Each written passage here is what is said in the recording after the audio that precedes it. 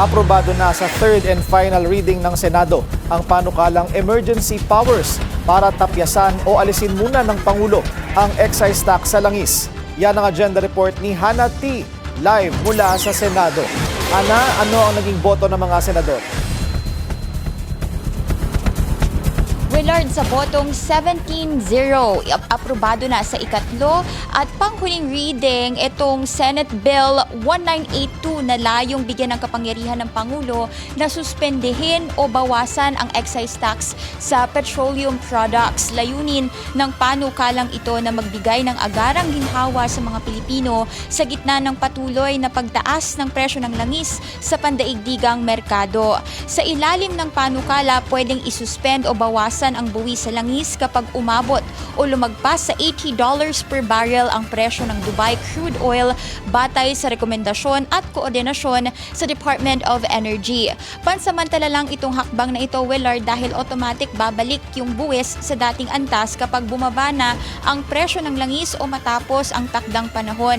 Suportado naman ito ni Senator Risa Hontiveros nang i-explain niya ang kanyang boto kanina at sinabing makakatulong daw ito sa mga pamilya, tsuper at maliliit na negosyo, pero binigyang diin din niya na hindi raw sapat ang tax suspension lang at kailangan ng mas targeted na subsidies para sa mga pinakaapektadong sektor. Paalala rin ng ilang mga mambabatas gaya ni Senate President Pro Tempore Ping Lacson, posibleng mawala ng malaking kita ang gobyerno na ginagamit para sa mga serbisyong panlipunan.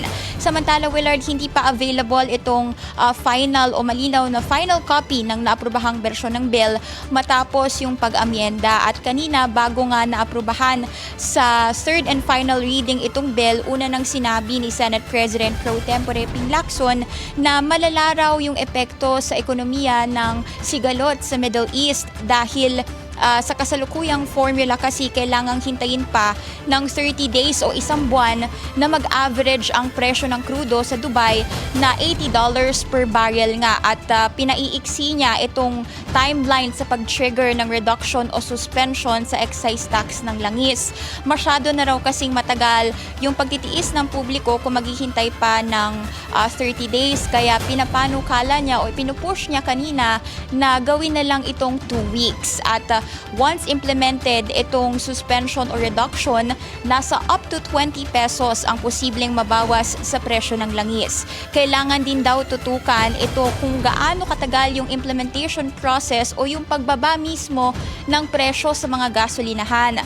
Willard, matatanda ang lusot na rin sa Kamara ang panukala para sa special powers ng Pangulo kaugnay nito at nagbabala si Lacson kanina na posibleng nasa higit 130 billion pesos daw ang mawawalang revenue sa isang taon sa oras na isuspend o bawasan ang excise tax sa langis. At bukas, since huling Senate session na nga, inaasahan nating maipapasa ng Kongreso ito bago ang congressional break. Balik sa iyo, Willard. Maraming salamat sa iyo, Hannah T. live mula sa Senado. Manatiling nakatutok sa Bilyonaryo News Channel. Sumubaybay sa aming social media accounts at mag-subscribe sa aming YouTube channel para sa mga eksklusibong balita at storya.